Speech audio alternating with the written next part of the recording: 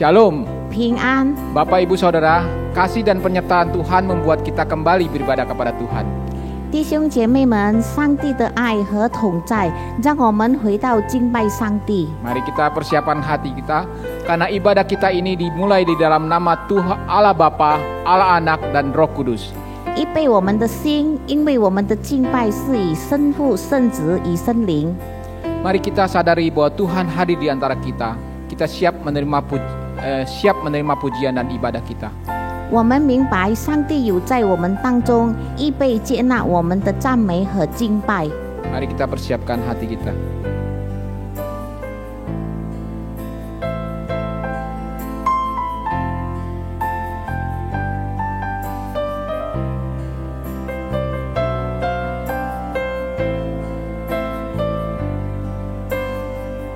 Mari kita berdiri. 会众起立， Dengarlah panggilan ibadah ini. 我们欢照。 Beribadahlah kepada Tuhan dengan sukacita, datanglah ke hadapannya dengan sorak-sorai. Ketahuilah bahwa Tuhanlah Allah, Dialah yang menjadikan kita dan punya Dialah kita, umat dan kawanan domba gembalaannya.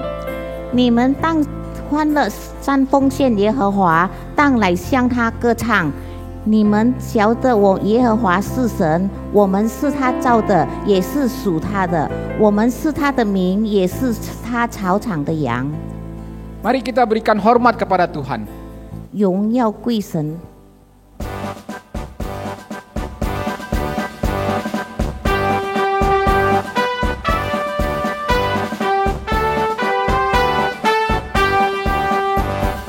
Berilah hormat padahu, berilah hormat pada Allah, berilah hormat padahu, patut puji patut. Puji Allah pemberi berkat, puji Allah segala bangsa, puji Allah yang tertinggi, puji Bapa, Putra dan Roh. Berilah hormat padahu, berilah hormat padahu. Mulia, mulia, mulia, mulia. Berilah hormat padanya. Mulia, mulia, mulia, mulia. Berilah hormat padanya. Sadari.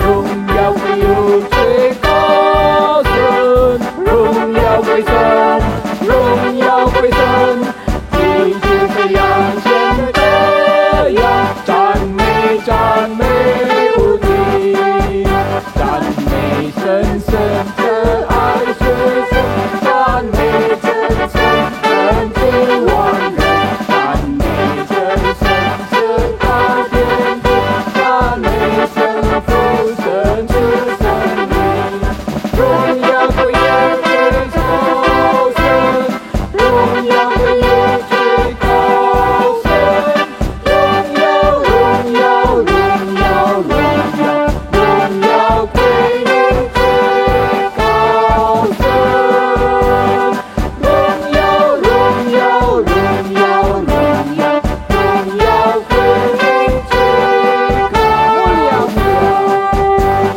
Mulia, mulia, mulia, mulia, berilah hormat padanya. Mulia, mulia, mulia, mulia, berilah hormat padanya. Mari kita berdoa. Bapa di dalam surga, terima kasih kalau Tuhan hari ini masih memberi kami kekuatan, memberi kami kesetiaan untuk bersama-sama beribadah dimanapun tempat yang Tuhan sudah tempatkan kami saat ini. Kami bersyukur Tuhan untuk kesempatan ini, sekali lagi Tuhan Engkau yang menolong kami, memimpin kami menggunakan waktu ini, menggunakannya dengan sungguh-sungguh untuk beribadah kepada Tuhan. Bapa, kami menyerahkan untuk segala sesuatu yang sudah Tuhan sediakan kepada kami hari ini. Biarlah kami boleh menerimanya menjadi berkat bagi kami. Terimalah juga puji-pujian kami di dalam rumah kami ataupun di dalam tempat-tempat yang sudah Tuhan tempatkan kepada kami. Biarlah kami boleh sungguh-sungguh dengan pujian kami dengan hati kami boleh memuliakan Allah. Terima kasih Bapa, hanya di dalam nama Tuhan Yesus kami berdoa. Amin. Silakan duduk. Saudara, masa pandemi dan PSBB ini mungkin kita banyak mengendurkan aktivitas kita. Namun mungkin banyak kebiasaan buruk kita tidak mengendur, malah semakin sering kita kadang jadi mudah marah, tidak bersyukur, tidak sabar, atau bermalas-malasan. 生活在冠状病毒及隔离时期，使我们减少了活动，而我们不好的习惯没有减少，反而我们更加常常容易生气、不感恩、不忍耐、懒惰。 Sampai saat ini kita masih diberi kesempatan untuk datang dan meminta ampun kepada Tuhan. Mari kita hampiri dan memohon Tuhan menguduskan kita kembali dan membantu kita memperbaiki diri. 今天主耶稣给我们机会来到他面前，祈求赦免，求主耶稣接近我们，帮助我们改正自己。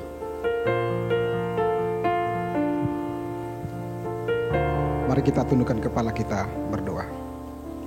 Kami sungguh bersyukur ya Tuhan, dalam ibadah hari ini kami diberikan ruang untuk datang dan mengakui setiap dosa dan kesalahan kami di hadapan Engkau. Menyadari siapa kami yang selalu terbatas di dalam mengikuti panggilan-Mu. Menyadari siapa kami yang punya begitu banyak kelemahan dalam pikiran, dalam perkataan, dan tingkah laku kami. Dalam ibadah-Mu pada hari ini ya Tuhan, kami datang dan mengakui segala dosa dan kesalahan kami. Kami mohon Tuhan kiranya berbelas kasihanlah kepada kami, ampunilah segala dosa dan kesalahan kami. Kami bersyukur punya Allah seperti Engkau yang kami percaya tidak pernah meninggalkan setiap kami. Di dalam kasih setia-Mu Engkau selalu menerima kami. Dan kami juga terus belajar untuk mau selalu berkomitmen di dalam menjalani kekudusan hidup kami. Menjalani iman kami, kami tahu apa yang kami harus lakukan di hadapan Engkau. Tuhan tolonglah kami, mampukanlah kami untuk tetap belajar hidup kudus di dalam Engkau. Di dalam nama Tuhan Yesus kami telah berdoa.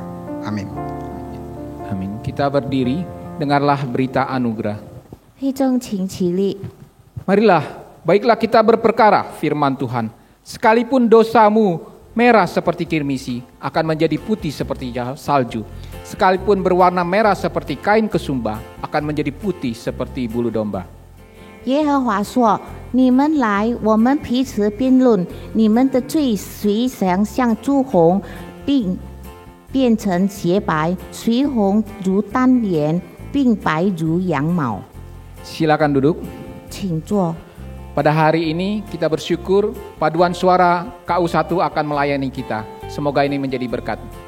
感谢上帝，今天有诗班来侍奉。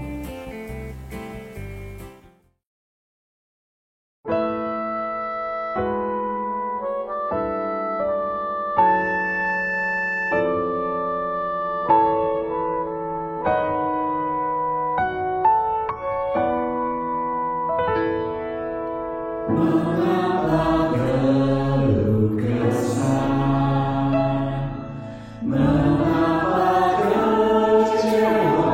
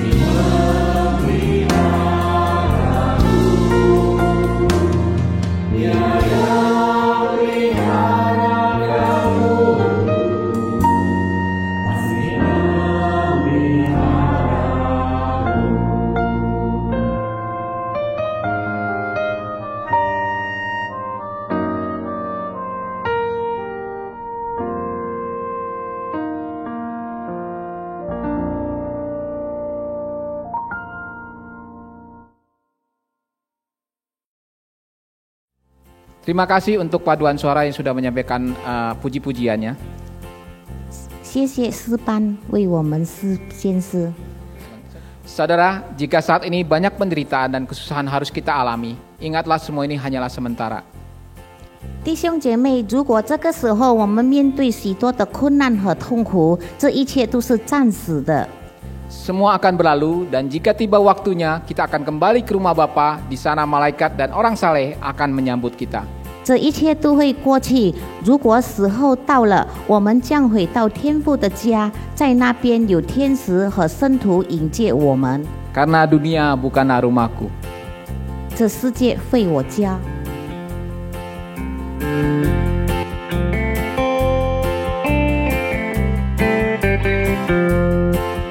Dunia yang fana bukanlah rumahku. Hartaku di sana seberang langit biru. Malaikat melambai di pintu yang terlang. Dalam dunia yang gelap ku tak lagi senang. Engkau Tuhan, sahabat yang benar. Tiada seperti kau di dunia yang cemar. Malaikat melambai di pintu yang terlang. Dalam dunia yang gelap ku tak lagi senang. Bahasa Mandarin. Tentang membantu semua yang sekian, jangan bantu bantu, suri semua jusian, usiran mobilku, kau suri usukwa, ku jantai oi seseje wei wajia, wajia ni是。 有想你，天堂龙为我家，我的路里无里，天门为我打开，天使呼叫优雅，我不再单爱这世界为我家。Nah, ayat ketiga kita akan nyanyikan bahasa Indonesia.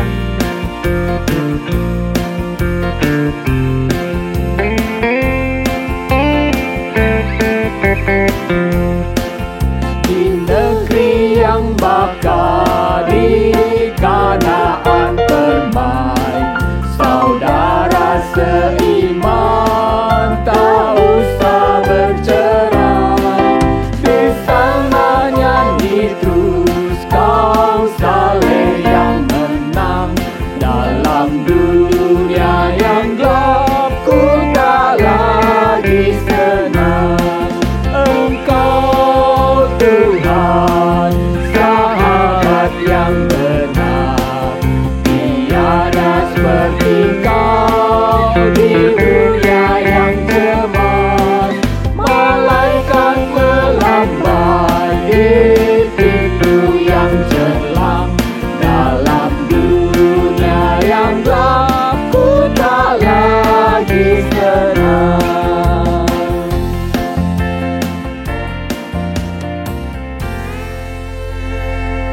Bapak Ibu, tiba saatnya kita untuk meminta kepada Tuhan memuaskan dahaga kita dan memenuhi cawan kita. 这个时候，让我们祈求上帝解除并填满我们的杯子。 Penuhi cawanku ini Tuhan.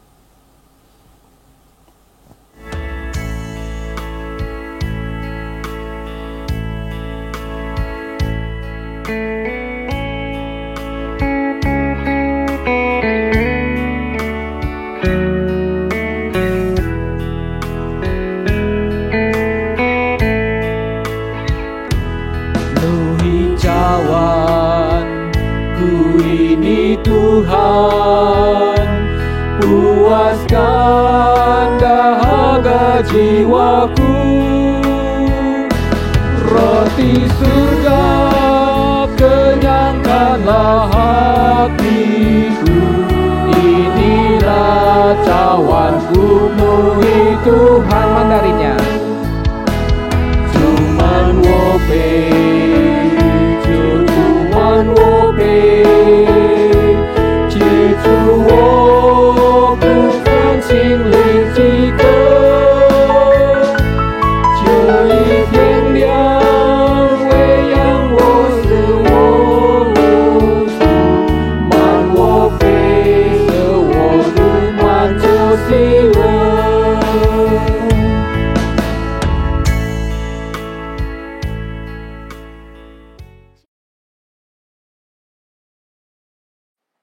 Shalom, selamat pagi Bapak Ibu Saudara sekalian. Bagaimana kabarnya? Mari kita mempersiapkan hati kita untuk merenungkan firman Tuhan bersama. Pagi hari ini terambil dari Lukas 16. Saya mengajak setiap kita membuka Injil Lukas pasal yang ke-16 ayat 19 sampai 31. Mari kita memperhatikannya bersama-sama. Perumpamaan orang kaya dan Lazarus yang miskin, atau kisah orang kaya dan Lazarus yang miskin. Kisah ini diceritakan oleh Yesus.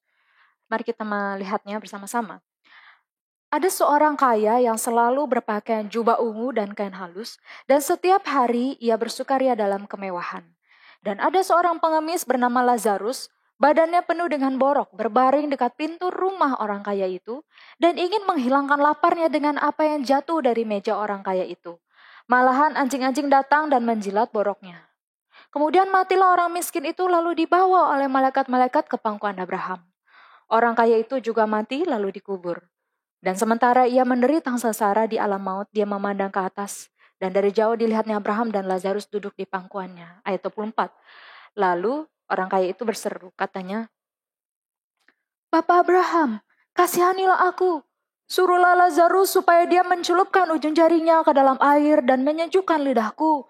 Sebab aku sangat kesakitan dalam nyala api ini. Tetapi Abraham berkata, Anak, ingatlah bahwa engkau telah menerima segala yang baik sewaktu hidupmu, sedangkan Lazarus segala yang buruk. Sekarang dia mendapat hiburan dan engkau sangat menderita.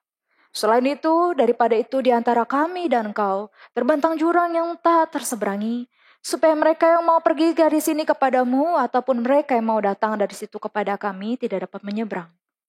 Kata orang kaya itu, kalau demikian aku minta kepadamu Bapa, supaya engkau menyuruh dia ke rumah ayahku. Sebab masih ada 5 orang saudaraku supaya ia memperingati mereka dengan sungguh-sungguh, agar mereka jangan masuk kelak ke dalam tempat penderitaan ini. Tetapi kata Abraham, ada pada mereka kesaksian Musa dan para nabi. Baiklah mereka mendengarkan kesaksian itu. Jawab orang itu, tidak Bapak Abraham, tetapi jika ada seorang yang datang dari antara orang mati pada mereka, mereka akan bertobat. Kata Abraham kepadanya, jika mereka tidak mendengarkan kesaksian Musa dan para nabi, mereka juga tidak akan mau diyakinkan, sekalipun oleh seorang yang bangkit dari antara orang mati. Mari kita berdoa. Tuhan, pada saat pagi hari ini kami datang Tuhan, kami mau belajar jujur terbuka di hadapan Tuhan. Apapun kondisi kami hari ini, pikiran kami datang menundukkan semuanya itu di bawah firman Tuhan. Tolonglah kami agar kami mengerti, Roh Kudus tolong kami supaya kami mengerti dan tidak hanya mengerti tapi juga melakukan dalam kehidupan kami. Karena kami tahu Tuhan, kami sanggup melakukan firman Tuhan itu karena Engkau ya Tuhan. Terima kasih, berbicaralah Tuhan, mengajar kami, tolong kami. Dalam nama Yesus kami berdoa. Amin. Adnan Buyung Nasution, salah seorang advokat senior yang dikenal tegas dan berani, meninggal dalam usia 81 tahun pada tahun 2015, 5 tahun yang lalu.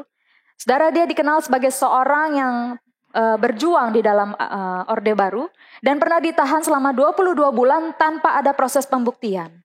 Nah Bapak Ibu Saudara, salah satu kejadian yang terus dikenang jika membicarakan tentang Adnan Buyung Nasution ialah sepak terjang beliau sebagai advokat ketika pada tahun 1987 dia dikenai tuduhan contempt of court atau penghinaan terhadap lembaga peradilan, yaitu ketika almarhum Adnan Buyung Nasution ini sedang membela HR Darsono dalam kasus subversinya. Mungkin masih ada yang mengingat, mungkin ada yang tahu. Saudara, tuduhan itu ditimpakan kepada oleh sang hakim kepada Pak Adnan ketika beliau melakukan apa? Ketika beliau berkacak pinggang, saudara. Berkacak pinggang terhadap hakim dan menginterupsi sang hakim. Bapak Ibu Saudara, konsekuensi dari tuduhan contempt of court itu kemudian kementerian menjatuhkan Adnan Buyung Nasution ini mencabut hak izin atau lisensi advokatnya itu selama 1 tahun dia tidak bisa berpraktik sebagai advokat. Terlepas dari pro dan kontra akademis yang timbul dari kejadian contempt of court ini, di sini saya ingin menyampaikan atau memberi gambaran betapa besarnya kekuasaan hakim Bapak Ibu Saudara di dalam ruang sidang. Bayangkan, seorang yang berkacak pinggang ya dan menginterupsi sang hakim di dalam ruang sidang saja bisa dihukum. Apalagi yang bisa dilakukan oleh sang hakim di dalam ruang sidang. Oh, luar biasa banyaknya Bapak Ibu Saudara. Nih, semua pihak yang berperkara yang duduk di meja depan itu, kalau dalam perkara pidana kan ada jaksa penuntut umum, ada pengacara. Kalau dalam perdata ada penggugat, ada tergugat. Semua yang pihak yang berperkara itu baru bisa bicara atas seizin si hakim. Ya, baik itu jaksa, baik penasihat hukum, baik terdakwa, tergugat, penggugat tuh baru bisa bicara kalau hakim itu memberikan izin. Kemudian apalagi para saksi, para ahli baru bisa masuk ke dalam ruang sidang dan baru bisa bicara kalau hakim mempersilahkan. Jadi kalau hakim belum panggil nggak boleh masuk dulu. Kalau hakim belum mempersilahkan mereka berbicara, mereka nggak bisa bicara. Hakim memerintahkan para saksi dan para ahli untuk bersumpah. Hakim bisa memerintahkan para saksi dan para ahli untuk bersumpah. Apakah kekuasaan hakim sebatas para pelaku persidangan? Tidak, Bapak Ibu. Hakim ternyata juga berkuasa atas para peserta yang hadir yang nonton di dalam ruang sidang. Ketika hakim berjalan masuk atau keluar, maka seluruh peserta di ruang sidang itu harus berdiri. Hakim juga dapat menegur para peserta sidang yang dianggap mengganggu jalannya persidangan, bisa mengusir. Hakim itu bisa mengusir. Para peserta tidak boleh gaduh mengobrol satu sama lain, nggak boleh berkomentar, nggak boleh julid berkomentar gitu. Harus duduk rapi sopan selama persidangan, tidak boleh makan, minum, tidak boleh merokok, wajib menonaktifkan HP, dilarang melakukan rekaman tanpa seizin hakim. Pokoknya semua harus seizin dari si hakim. Bapak Ibu Saudara, untuk bernafas tidak perlu izin dari hakim. Nah, bukti kebesaran kekuasaan hakim yang paling nyata ialah vonis. Ucapan putusan hakim atas diri terdakwa, atas diri penggugat. Apakah dia bebas atau lepas atau dihukum penjara atau divonis hukuman mati. Atau atas diri penggugat misalnya apakah gugatannya diterima atau tidak diterima atau ditolak gugatannya. Di dalam ucapan sang hakim, Bapak Saudara, status suami istri bisa batal atau berakhir. Di dalam ucapan putusan sang hakim, nasib orang itu ditentukan. Merasa ngeri? Ya, tidak heran kalau orang yang terpaksa berurusan dengan hakim di ruang pengadilan itu biasanya lemas, biasanya kayak pucat pasi. Karena dia tahu nasib dia tuh bergantung pada ucapan putusan hakim. Bapak Ibu Saudara, begitu besarnya kekuasaan hakim, tetapi itu hanya terbatas di dalam ruang sidang, bukan? Hakim memiliki kekuasaan mutlak yang sangat besar di dalam ruang sidang karena memang dia adalah tuan, dia adalah master, dia adalah tuan di dalam ruang sidang itu. Maka gambaran dari ketuanan hakim di dalam ruang sidang kiranya dapat menolong kita memahami ketuanan Kristus atau istilahnya ialah the lordship of Christ di dalam seluruh aspek kehidupan kita. Oleh karena apa? Nomor 1, karena dia adalah sang pencipta. Sang empunya langit dan bumi. Kita ini ciptaannya, kita ini miliknya. Setiap kali di dalam ibadah kita mendengar ayat panggilan beribadah. Setiap kali kita bernyanyi Allah sang pencipta, kita harus ingat artinya adalah kita adalah milik dia. Dia adalah tuan kita, dia adalah master kita dan kita adalah hambanya. Tidak terbalik ya Bapak Ibu Saudara. Kemudian yang kedua, dia bahkan bukan hanya memiliki kita, tetapi dia juga menebus hidup kita dari dosa. Di dalam dan melalui Yesus Kristus. Saudara tahu kan konsep menebus? Kalau misalnya kita menggadaikan barang kita, kemudian kita sudah punya uang untuk menebus, ya udah kita tebus itu barang, kita ambil lagi, jadi barang itu milik kita lagi gitu. Jadi ini 2 kali tindakan memiliki. Maka jelas Allah adalah Tuhan kita dan karenanya dia memiliki kekuasaan yang sangat besar atas seluruh kehidupan kita. Dia memiliki akses yang sangat luas atas seluruh aspek hidup kita. Baik jiwa kita, keselamatan kita, pernikahan kita, kedudukan kita sebagai orang tua, pekerjaan kita, pelayanan kita, dan bahkan sampai benda yang paling kita sering pegang di tangan kita sehari-hari. Apa itu? Uang. Bukan begini ya Bapak Ibu, uang. Mari kita lihat kehendak Tuhan kita hari ini tentang uang. Hari ini pas sekali kita belajar tentang uang dari Injil Lukas. Kenapa? Karena Injil Lukas ini adalah Injil yang paling menekankan sisi kemanusiaan. Makanya Lukas banyak mengangkat isu-isu teknis seperti kemiskinan, kaum marginal, termasuk juga soal uang. Dan ketika kita mau memahami pesan dari perumpamaan orang kaya dan Lazarus yang miskin, saudara, kita harus tidak bisa lepas untuk melihat keseluruhan dari pasal 16. Maka itu saya mengajak setiap kita di dalam Alkitab kita masing-masing kita melihat pasal 16 secara keseluruhan. Pasal 16 itu judulnya adalah perumpamaan tentang bendahara yang tidak jujur. Kemudian setia dalam perkara yang kecil, nasihat. Saudara, pasal 16 ini sendiri terletak dalam bagian ketika Yesus mulai berjalan ke Yerusalem. Ya, Lukas itu menulis membuka ceritanya sejak Yesus lahir, ya, kemudian dia melakukan banyak pekerjaan di Galilea dan dia kemudian lama-lama berjalan menuju ke Yerusalem. Dalam perjalanan menuju Yerusalem, saudara, kalau perjalanan menuju Yerusalem itu berarti perjalanan ketaatan, perjalanan penghambaan, perjalanan di mana Yesus melakukan panggilan dia untuk menyelamatkan kita dari dosa-dosa kita. Kalau kita melihat pasal 10 dan pasal 11, saudara, pasal 10 dan 11 berbicara tentang kualitas pelayanan dan doa dari seorang murid Kristus. Nah, dalam perjalanan itu, saudara, hadir juga orang-orang yang membenci Yesus. Yaitu para ahli Taurat, orang Farisi, yaitu mereka orang-orang yang religius, terlihat dari luar, tetapi dalamnya ternyata sangat mencintai, dan bahkan Alkitab mencatat, Lukas pasal 16 ayat yang ke-14, mencatat orang-orang Farisi itu ternyata adalah hamba-hamba uang. Maka dalam pasal 11, Yesus mengecam keras kemunafikan orang Farisi dan ahli Taurat. Kemudian pasal 12 dan 14 kembali pengajaran kepada murid-murid tentang integritas, tentang doa, tentang dosa, tentang totalitas di dalam mengikut Kristus. Kemudian pasal 15 tentang hilang dan ditemukan, itu mengajarkan hati seorang murid harusnya seperti Kristus juga, yaitu merindukan yang hilang untuk ditemukan kembali. Kemudian pasal 16 dan 17 tentang tuan dan hamba. Jadi ingat, di sini ada dua jenis orang yang mendengarkan. Pertama adalah orang-orang Farisi dan ahli Taurat, mereka hamba uang yang cinta uang. Dan yang kedua murid-murid Kristus, murid-murid Yesus, orang-orang yang berjalan di belakang Yesus, melihat apa yang Yesus lakukan, melakukan apa yang Yesus lakukan. Pengajaran Yesus tentang hal-hal yang keras ini, saudara, direspons dengan marah dan tersinggung oleh kelompok orang yang pertama. Dan untuk para murid, ajaran Yesus ini mengubahkan mereka. Nah, Bapak Ibu Saudara, demikian juga ketika penginjil Lukas kemudian menuliskan Injil ini. Kalau Bapak Ibu Saudara melihat pasal 1, ternyata penginjil Lukas menuliskan Injilnya ini kepada Theophilus. Theophilus adalah seorang Yunani yang kemudian mempercayai Kristus, di mana dia itu pada masa itu orang-orang yang mempercayai Yesus akan mengalami banyak sekali persekusi dan juga dikucilkan secara sosial. Bapak Ibu Saudara, yaitu Theophilus menjadi perlambangan daripada orang yang mau mengikuti Yesus, yang sedang bingung karena sedang mengalami berbagai tekanan dan ancaman. Karena itu berlaku juga bagi kita semua, yaitu orang-orang yang berjalan di belakang Yesus, apapun halangannya, apapun rintangannya. Maka dari itu soal uang, Bapak Saudara, di pasal 16, kisah bendahara yang tidak jujur. Kisah bendahara yang tidak jujur ini menekankan di dalam dunia hanya ada dua Tuhan. Bapak Saudara, di dalam dunia hanya ada dua Tuhan, Allah atau Mammon. Si bendahara ini dipuji bukan karena bohong ya, tapi dia dipuji karena dia memakai uangnya dengan cerdik untuk tujuan kekekalan, agar dia dapat diterima di kemah abadi. Kalau Bapak Ibu Saudara nanti selesai dari ibadah online ini bisa memperhatikan lebih jelas lagi. Melalui bendahara yang tidak jujur ini, Yesus mengajarkan murid Kristus harus cerdik menggunakan uangnya untuk hal-hal kekekalan. Selanjutnya Yesus mendorong setiap murid-muridnya, setiap kita untuk setia dalam perkara yang kecil. Saudara, hal yang paling kecil ternyata adalah uang.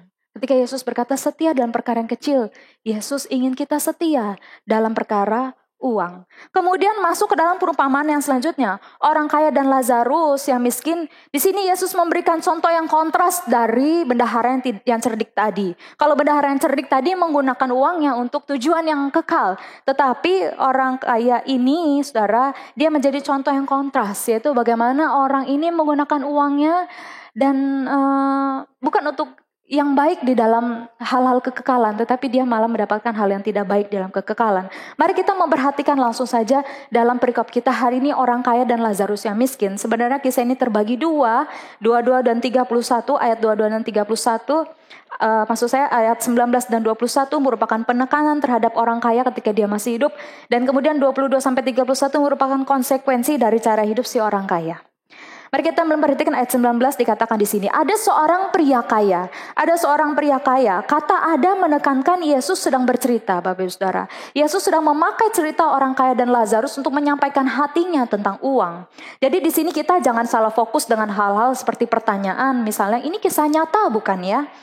Lagi pula kisah orang kaya dan miskin ini merupakan cerita rakyat yang sudah terkenal sekali di masyarakat luas dan beredar, baik di Mesir maupun di Palestina dan Israel. Jadi di sini benar-benar Yesus memakai cerita rakyat yang beredar untuk dia menyampaikan maksud dia tentang uang. Kemudian dalam ayat ini selanjutnya disebutkan bahwa orang kaya ini berpakaian ungu dan lenan halus. Saudara, kain ungu dan lenan halus dipakai Yesus untuk menekankan orang ini benar-benar kaya. Bukan sekedar dia lebih kaya dari Lazarus begitu, bukan. Tetapi dia benar-benar orang kaya karena ungu itu warna kerajaan yang didapatkan dari cairan binatang laut di pantai.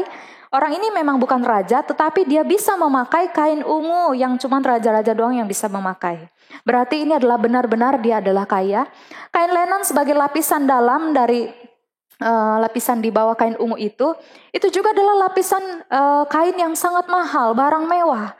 Penafsir ada yang mengatakan pakaian lenan halus adalah pakaian terbaik yang bisa dibeli oleh uang. Kemudian kondisi orang ini benar-benar kaya ditekankan Yesus terus kembali melalui perkataan Yesus selanjutnya bahwa orang ini terus-menerus digembirakan selama hari-harinya dengan mewah, atau terjemahan lainnya ialah bahwa dia menikmati jamuan makannya dengan sangat mewah. Saudara, pernah datang tidak ke jamuan makan yang mewah?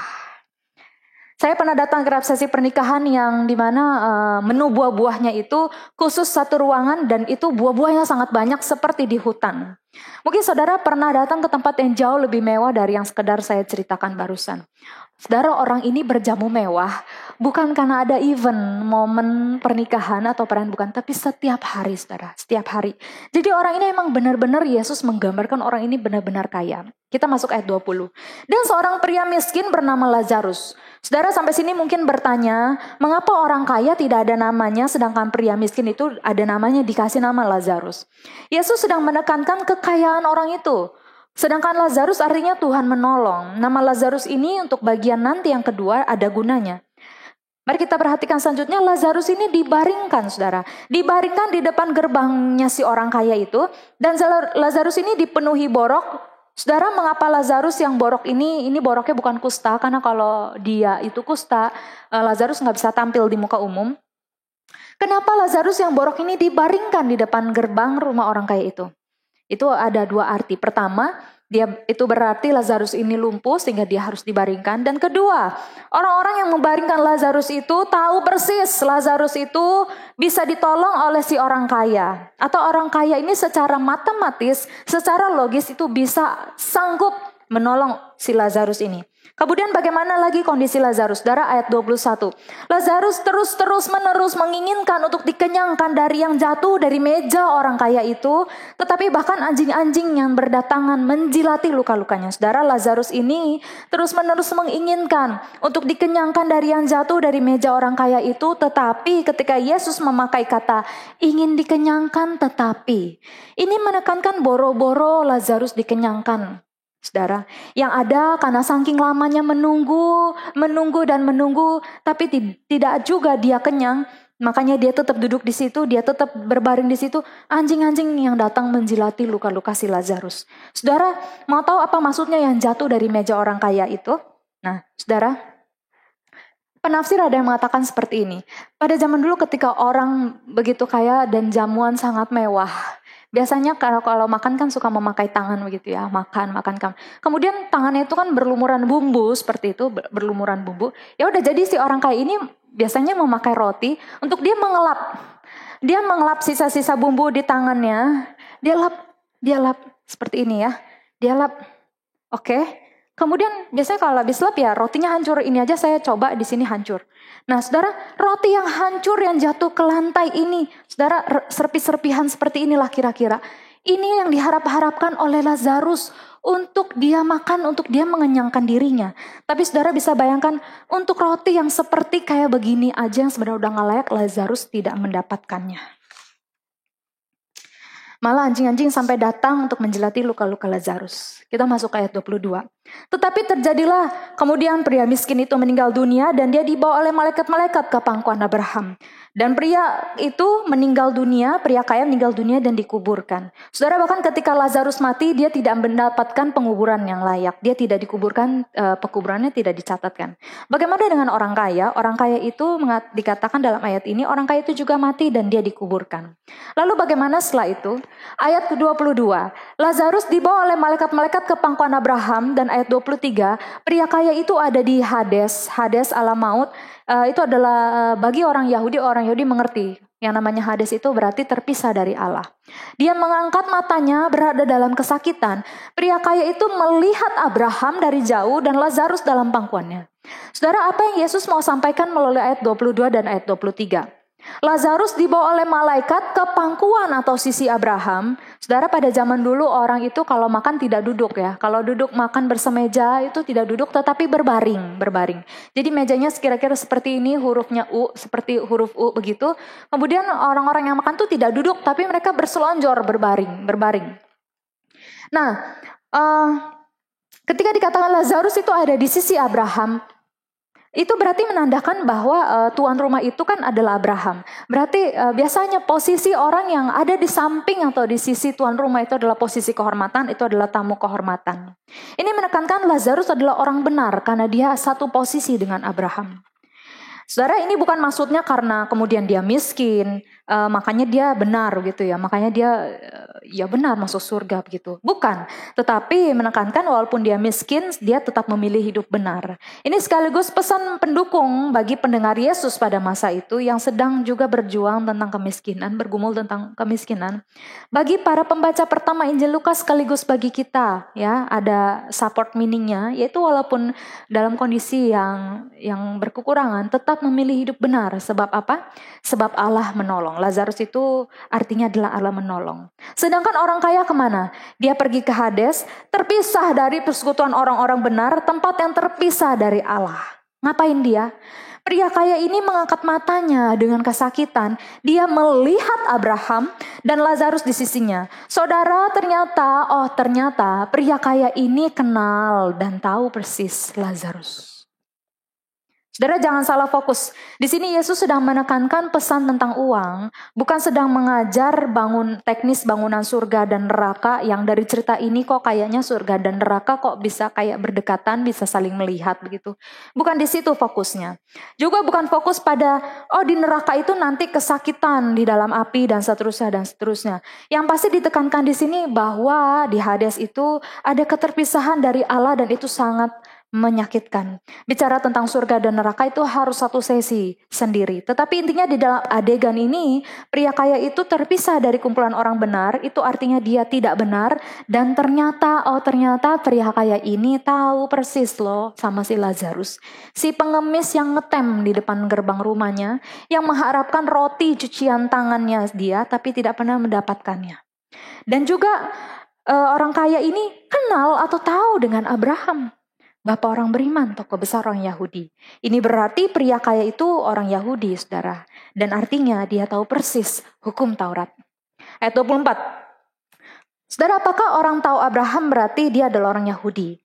Tentu tidak serta-merta. Lalu mengapa saya katakan pria kaya ini orang Yahudi dan tahu persis hukum Taurat? Karena ayat 24 memberitahu kita, pria ini memanggil Abraham dengan sebutan Bapak. Bapak Abraham, kasihanilah aku. Saudara, panggilan Bapa kepada Abraham adalah panggilan khas orang Yahudi kepada Abraham. Artinya jelas, pria kaya ini adalah orang Yahudi asli dan dia tahu persis hukum Taurat. Kenapa? Karena setiap anak Yahudi dari kecil sudah diajarkan hukum Taurat. Bahkan kemudian di usia 12 tahun anak laki-laki akan mengikuti seperti upacara yang disebut bar mitzvah atau upacara anak hukum, di mana anak laki-laki usia 12 tahun akan naik ke panggung menghadap ke mimbar untuk menerima hukum Taurat, yang artinya anak itu mulai hari itu dia bertanggung jawab penuh atas ketaatan dirinya sendiri terhadap hukum Taurat. Sejak saat itu anak itu diterima penuh sebagai anggota komunitas Yahudi dan memiliki tanggung jawab moral atas tindakan mereka sendiri. Maka mereka memiliki kewajiban penuh untuk melakukan hukum Taurat. Ayat 25, Lalu masuklah kita pada adegan di mana pria kaya ini bernegosiasi dengan Bapak Abraham. Dalam percakapan pria kaya dan Abraham ini kita tahu apa pesan utama Yesus tentang uang. Ayat 14, pria kaya meminta Lazarus datang kepadanya mencelupkan ujung jarinya untuk sekedar meringankan kesakitannya. Lalu ayat 25, Bapak Abraham menjawab, "Nah, ingatlah bahwa engkau menerima hal-hal baik dalam hidupmu, dan Lazarus hal buruk. Tetapi sekarang dia di sini dihiburkan dan kamu disengsarakan." Saudara, dari sini ternyata yang menjadi alasan si kaya ada di Hades, terpisah dari Allah, adalah karena apa yang telah dia lakukan di dalam hidup dia sepanjang dia hidup. Dia telah menerima hal-hal baik miliknya. Saudara, apakah ini berarti kalau kaya berarti masuk neraka? Atau kalau miskin berarti masuk surga? Dan ini keadaannya final, saudara. Karena kemudian Abraham melanjutkan. Di tengah-tengah kita ada jurang yang sangat dalam yang memisahkan kita sehingga kita bisa tidak saling menyeberang satu sama lain yang didirikan. Ini bukan menekankan sekali lagi, oh gedung surga, gedung neraka, di tengah-tengahnya ada jurang. Terus kok si kaya bisa melihat Abraham dan Lazarus dengan jelas? Bukan. Sekali lagi jangan salah fokus dengan teknis surga atau neraka, karena pada saat itu Yesus sedang mengajar tentang uang, bukan mengajar tentang teknis surga dan neraka. Kita harus mengambil hal-hal prinsipnya, yaitu apa? Orang benar akan berkumpul, ya. Kemudian orang tidak benar akan ada di Hades, terpisah dari Allah, dan keterpisahan itu ternyata adalah menyakitkan. Dan nasib di dalam kekekalan itu adalah final, tidak bisa diremedial, Bapak Ibu Saudara, tidak bisa diperbaiki ulang. Dan terakhir ayat 27-31, mari kita kembali dengan pertanyaan yang tadi. Apakah ini berarti kalau orang kaya itu berarti masuk neraka, kalau miskin itu berarti masuk surga? Memang konteks pada saat Yesus bicara kisah ini, ada para ahli Taurat dan orang Farisi yang religius, tapi ternyata mereka hamba uang. Mungkin orang Farisi ini berpikir, Yesus tidak sekaya seperti kita, makanya dia menyecar kita memakai kisah orang kaya dan Lazarus yang miskin. Tetapi saudara, Yesus bukan guru yang memakai firman Tuhan untuk menyecar, sekedar menyecar begitu. Karena dia iri atau tidak suka dengan kekayaan si orang Farisi dan ahli Taurat, tidak. Dia adalah kebenaran. Yesus adalah kebenaran dan Yesus memberitahu kita kebenaran. Jawabannya ada di dalam ayat 27-31. Ketika orang kaya itu menjawab, "Maka aku minta kepadamu Bapa, supaya engkau mengirim Lazarus ke rumah ayahku karena aku memiliki 5 saudara. Supaya Lazarus datang memperingati mereka, supaya saudara-saudaraku itu tidak pergi juga ke tempat sengsara ini." Saudara, ini orang kaya udah di alam maut masih terus menganggap diri lebih superior dari Lazarus. Lazarus masih diperintah-perintah, di order-order. Lalu apa jawab Abraham? Abraham menjawab, 5 saudaramu memiliki Musa dan para nabi. Biarlah 5 saudaramu mendengarkan kesaksian Musa dan para nabi. Ceritanya si kaya ini tahu nasib dia di Hades karena apa yang dia lakukan di dalam hidupnya, Bapak Ibu Saudara. Yang sudah tidak bisa diremedial, udah gak bisa diubah lagi, diulang lagi, sudah final. Jadi dia minta Lazarus bangkit dari kematian supaya bisa memperingati 5 saudaranya tidak hidup seperti dia dan pada akhirnya pergi ke Hades, tempat yang menyengsarakan itu juga.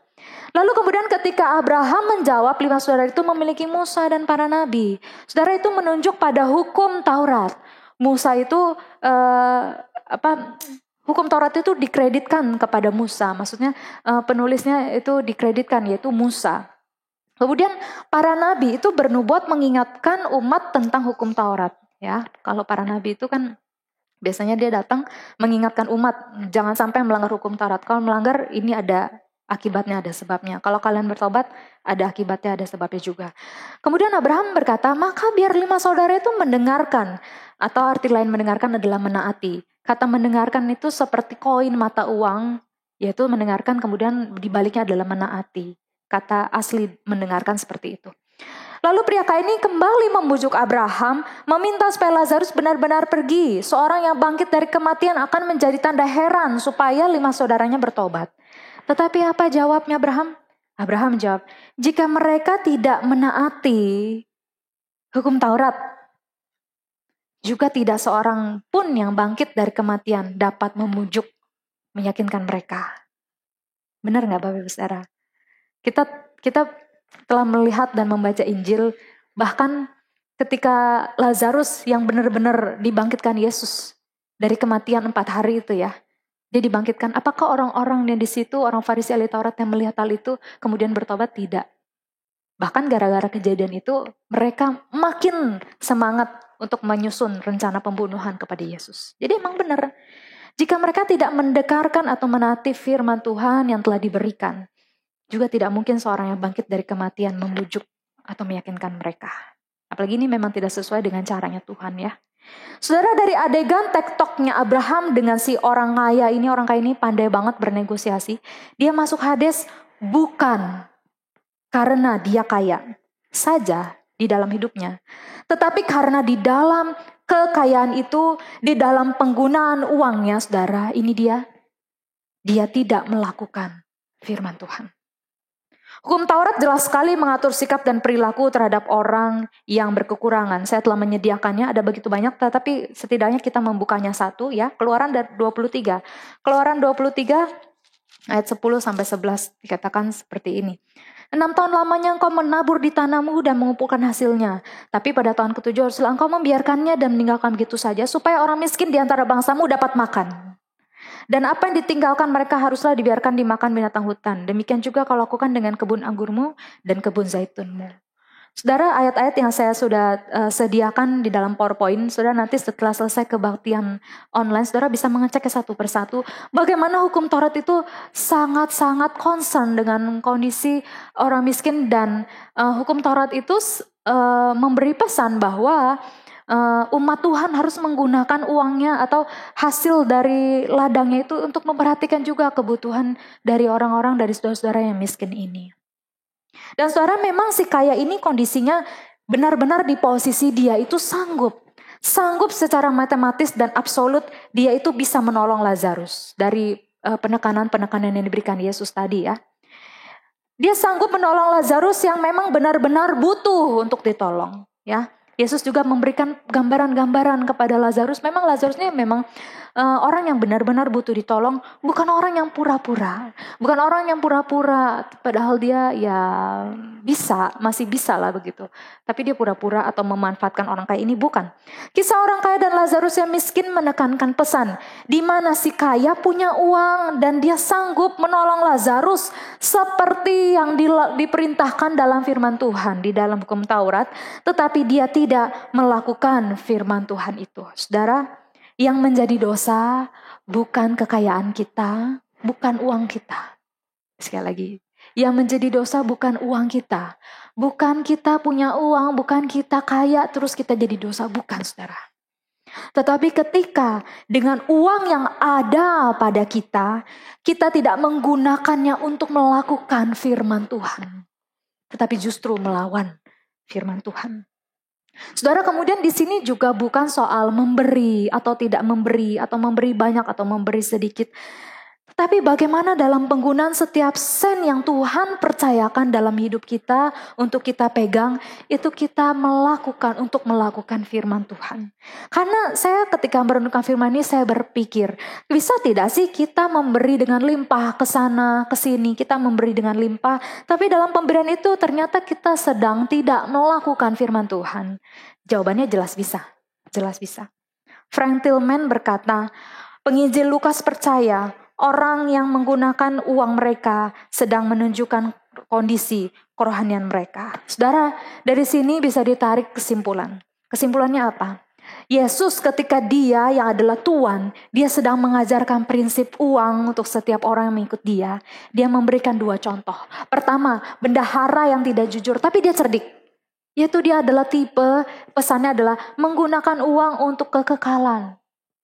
Kemudian di tengah-tengah Yesus bilang, setia dalam perkara yang kecil ini, dalam uang. Kemudian Yesus mengangkat kisah orang kaya. Orang kaya ini bagaimana dia dalam menggunakan uangnya, dia tidak melakukan firman Tuhan, dia tidak berpikir tentang kekekalan.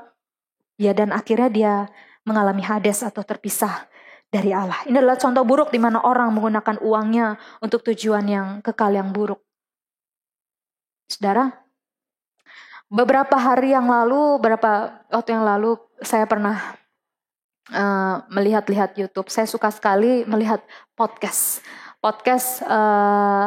ada podcast di YouTube itu yang paling terkenal, ada viewersnya banyak, subscribernya banyak. Kenapa dia banyak? Karena dia benar-benar bukan settingan, karena dia banyak mengulik hal-hal yang penting. Di situ ada inspirasi dan seterusnya segala macam. Hari itu dia sedang memposting ketika dia sedang berbicara dengan YouTuber senior di Indonesia. Ya, YouTuber senior di Indonesia ini dia bilang YouTube itu udah susah untuk istilah kata mencari uang di sana, karena udah kalah pamor dengan banyaknya artis-artis yang lebih terkenal begitu kan. Kemudian apa yang terjadi? Dia cerita juga bahwa dia itu melakukan sesuatu, pada akhirnya dia itu melakukan suatu karya yang dia bilang ini adalah karya dalam hidup dia, yaitu dia melakukan apa? Dia membuka warteg gratis. Saudara, yang menjadi highlight saya melalui kisah podcast ini, saudara, bukan tentang sekedar warteg gratis, karena bicara tentang warteg gratis atau pemberian makan gratis itu udah biasa. Tetapi apa yang saya mau garis bawahi dari penuturan si YouTuber ini, dia bilang seperti ini. Jadi dia berpikir di dalam hati dia itu, dia merasa, karena dia anak Tuhan sebenarnya. Tapi kita dalam podcast itu dia mencoba memakai kata-kata yang lebih netral atau kata-kata yang lebih umum supaya orang pendengar bisa ngerti. Dia bilang ide ini datang di hati gue, dia bilang kayak gitu. Yaitu untuk membuka warteg gratis. Terus sebenarnya dia bingung juga, dia sebenarnya berpikir ini kayaknya susah untuk dijalani, susah untuk terus-terusan dijalani, karena dari mana gitu. Kalau misalnya memberi makan gratis orang sebulan mungkin bisa lah, tapi kalau untuk terus-terusan gak bisa. Karena dia pendapatan dia dari YouTube aja tuh udah nggak seperti dahulu lagi gitu. Tapi kemudian apa yang dia ucapkan waktu tuan rumah podcast ini berkata, ini idenya datang dari mana? Kemudian si YouTuber senior ini bilang, dari Tuhan, dia bilang kayak gitu. Ya, itu dari Tuhan gitu. Terus akhirnya singkat kata ngobrol-ngobrol di situ soal teknisnya bagaimana, berapa harganya dan seterusnya. Harganya itu, ini warteg gratis ini makanan itu bukan makanan sembarangan dia, tapi makanan yang cost-nya itu 25.000. Jadi sebenarnya makanan itu sebenarnya bisa dijual 75.000. Tapi dia memberikannya gratis. Ada orang yang katanya cuma bayar 2.000 dan it's okay, nggak apa-apa. Tapi apa yang saya mau highlight dari penuturan si YouTuber senior ini, yaitu dia ketika dia menggunakan uang dia, saudara, yang enggak seberapa. Karena kalau ngomongin tentang banyaknya uang sebenarnya relatif kan, banyaknya uang. Dan dia bilang uang dia nggak seberapa, tapi dia menggunakan uangnya itu untuk melakukan apa yang jadi panggilan Tuhan dalam hidupnya. Saudara, tuan rumah podcast ini bukan anak Tuhan, dia bilang wow, that's amazing. Saudara, akhir kata Eugene Strait berkata seperti ini. Berikan seseorang $1 juta dan Anda akan menemukan dengan segera apa yang dalam hati orang itu. Maka khotbah saya hari ini juga judulnya adalah itu. Kalau kepadamu diberikan, kepada kita diberikan $1 juta atau kira-kira diubah ke kurs rupiah sekarang kira-kira 15 triliun. Akan dibelikan apa saja? Kalau misalnya jumlah uang itu diberikan pada gereja, maka gereja akan membelanjakan untuk apa saja? Apakah pertanyaannya ini? Apakah kita akan menggunakan uang itu untuk melakukan firman Tuhan? Atau justru dengan uang itu kita melawan firman Tuhan? Mari cek kembali rencana belanja kita, cek kembali rencana belanja gereja, cek kembali motivasi dalam setiap pemberian kita kepada sesama, dalam setiap anggaran belanja kita. Untuk apa? Ketika engkau memberi kepada orang, atas dasar apa? Apa tujuannya? Apakah benar untuk melakukan firman Tuhan atau untuk hal-hal lain? Ada lagu sekolah minggu, hati-hati gunakan tanganmu, hati-hati gunakan kakimu, matamu. Saya tambahkan di sini pagi hari ini, hati-hati gunakan uangmu, hati-hati gunakan uangmu, karena Bapa di sorga melihat ke bawah, hati-hati gunakan uangmu. Saudara, karena bagaimana kita menggunakan uang yang setiap sen itu kita pegang. Itu menunjukkan kepada kita siapa Tuhan kita yang sesungguhnya. Dan kemana kita akan berakhir di dalam kekekalan nanti.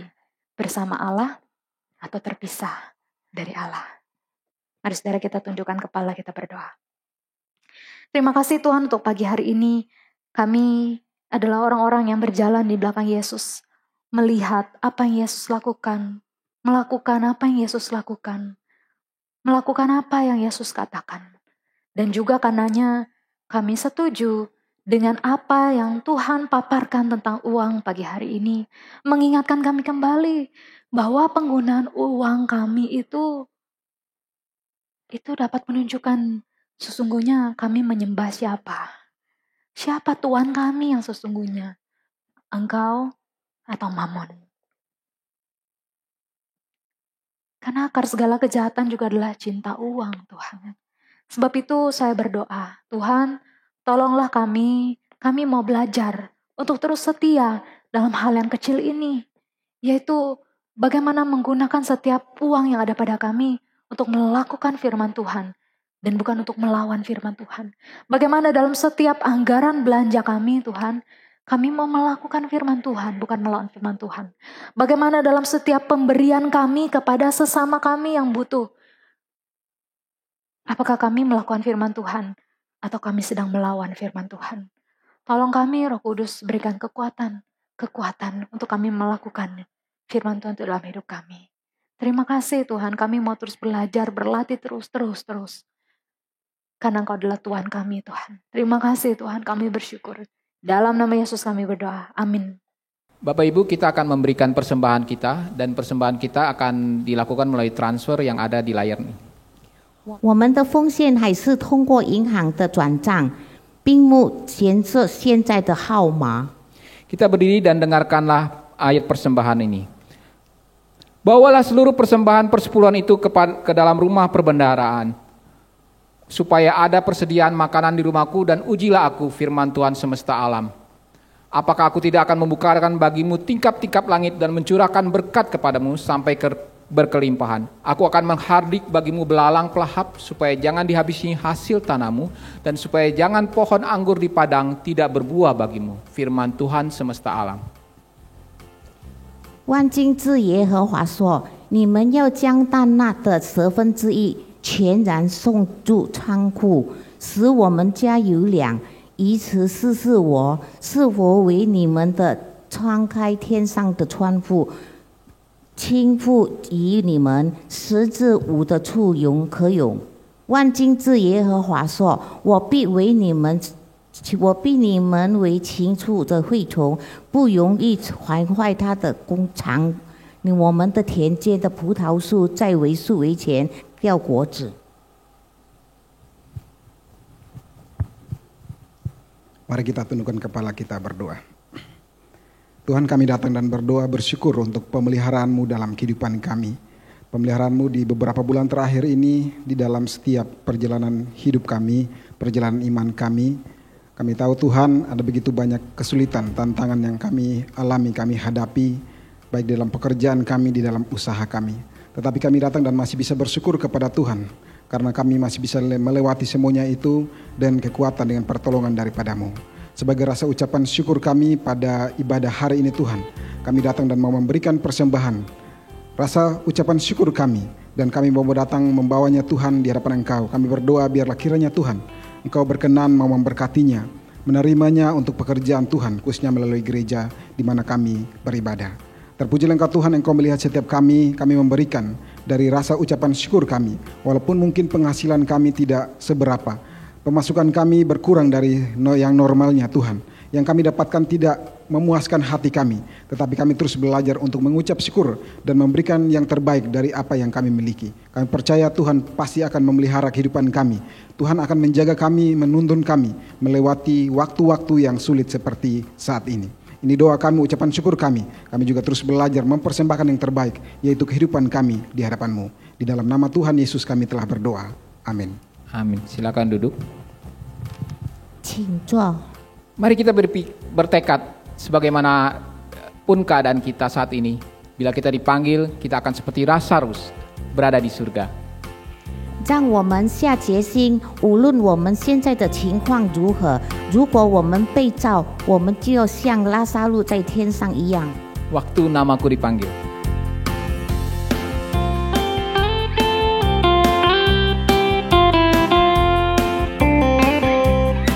Bila tiba hari Tuhan dan di dalam dunia terdengar nafirihu berbunyilah, serta Tuhan Yesus datang dengan kemuliaannya. Waktuku dipanggil ku menjawabnya. Bila tiba hari Tuhan, bila tiba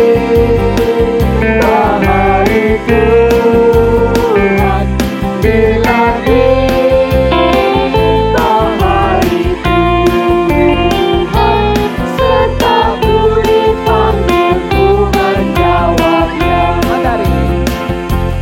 万岁主儿是个人手臂在那头征服我，叫祝福我这一种永远快乐。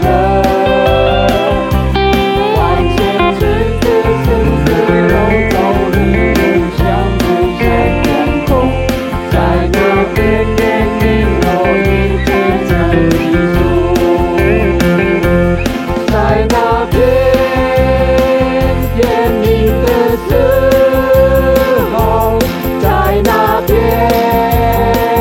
天明的时候，在那边天明的时候，在那边天明我一定在其中。Bahasa Indonesia ayat 3.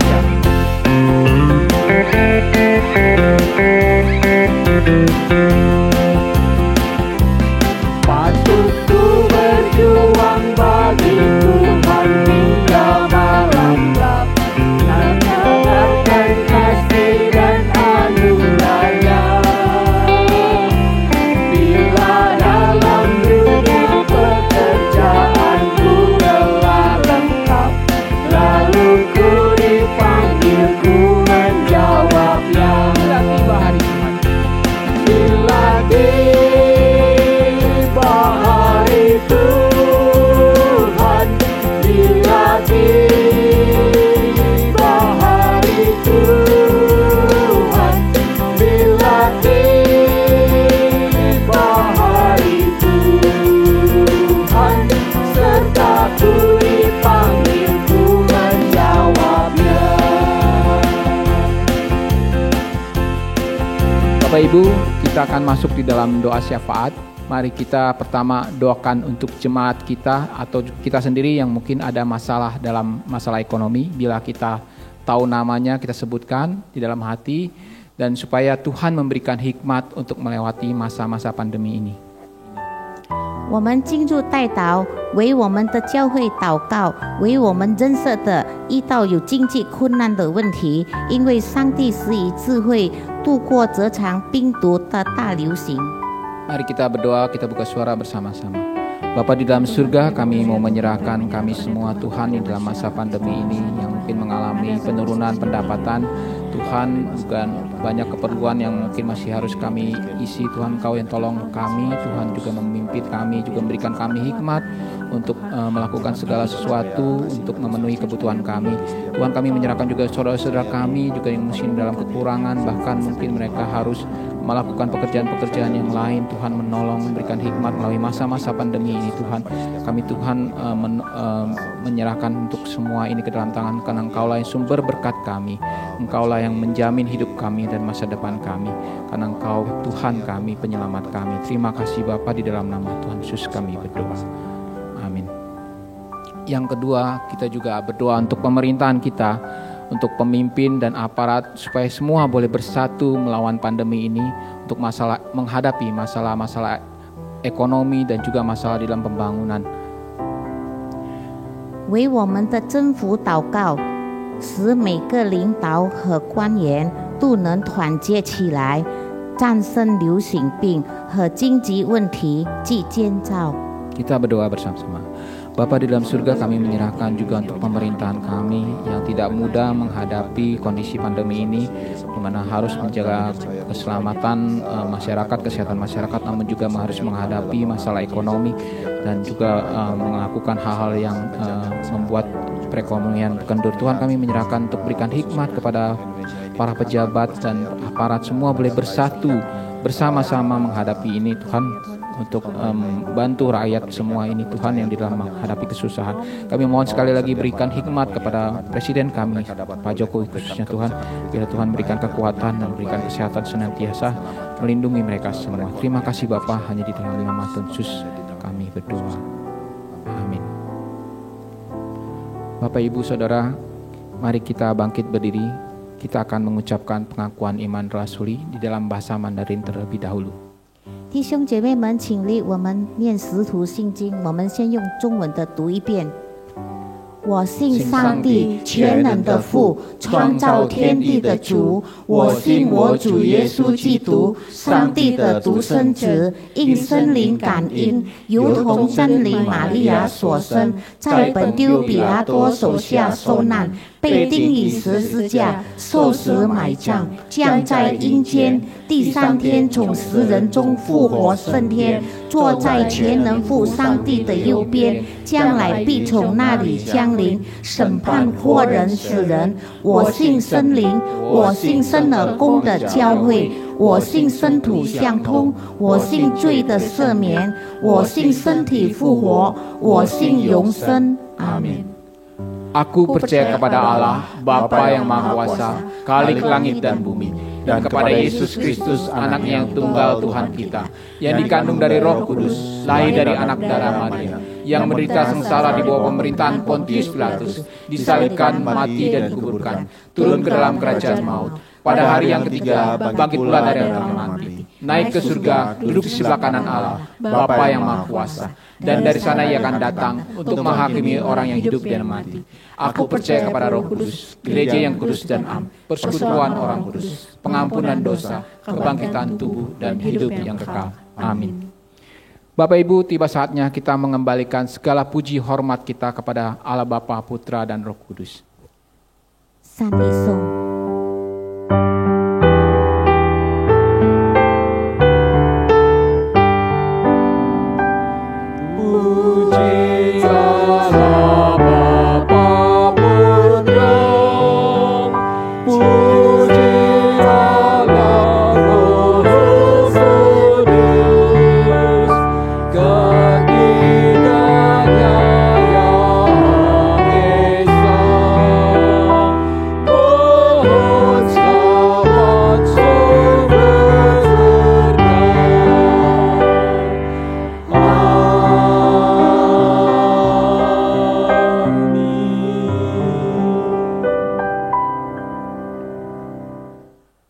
姊妹们，我们仍然站立，我们一起进入祷告。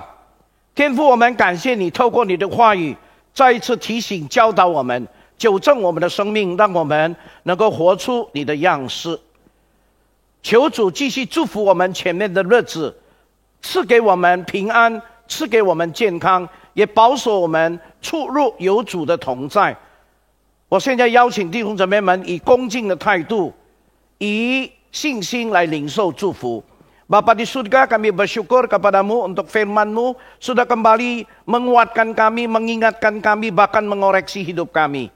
Kami berdoa, kami mohon Tuhan, jadikan kami semakin hari semakin serupa Kristus. Dan berkati hidup kami menjadi berkat. Saat ini, saudara-saudara yang terkasih, mari kita arahkan hati dengan iman, terimalah berkat dari Tuhan.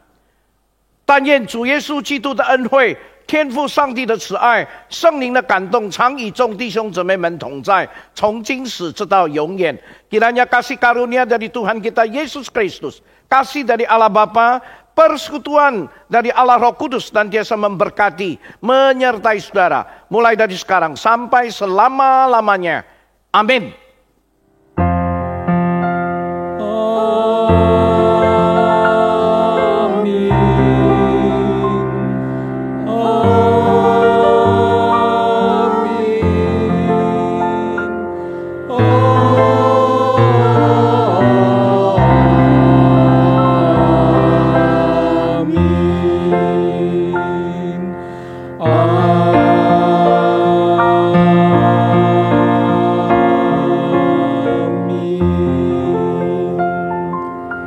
Silakan duduk saat teduh.